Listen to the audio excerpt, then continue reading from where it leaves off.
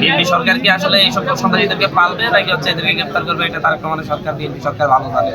আমি নির্বাচিত হওয়ার পরে আমার বিভিন্ন এলাকায় আমার নেতাকর্মীদের বাড়ি ঘরে যে হামলা করা হয়েছে, যারা আহত হয়েছে তাদেরকে দেখতে আমি সানন্দী ইউনিয়নের প্রকল্পতে যাই, জামশিরি প্রকল্প।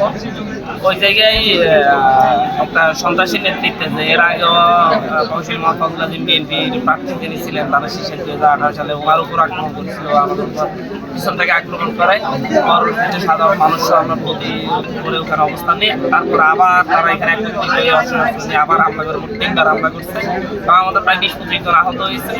প্রশাসনের কাছ থেকে তেমন কোনো সহযোগিতা পাইনি, প্রশাসন পাইল না। তো এখন এরপরে আমরা সেখান থেকে পরবর্তীতে অনেকক্ষণ অবস্থান নিয়ে তারপর পরিস্থিতি ঠান্ডা হলে চলে আসি। দেখি কি হয়, যদি প্রশাসন যদি ব্যবস্থা না নিতে পারে সাধারণ মানুষকে নিয়ে কীভাবে সেভাবে হবে। সরকারের কাজ এই সকল সন্ত্রাসীদেরকে গ্রেপ্তার করে এদের বিরুদ্ধে ব্যবস্থা নেয়, এটা সরকারের দায়িত্ব। বিএনপি সরকার কি আসলে এই সকল সন্ত্রাসীদেরকে পালবে নাকি হচ্ছে এদেরকে গ্রেপ্তার করবে, এটা তারেক রহমানের সরকার বিএনপি সরকার ভালো জানে।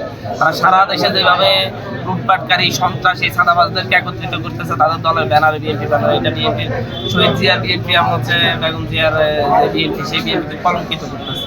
এটার বিরুদ্ধে তারেক রহমানেরই অবশ্যই অ্যাকশন নিতে হবে।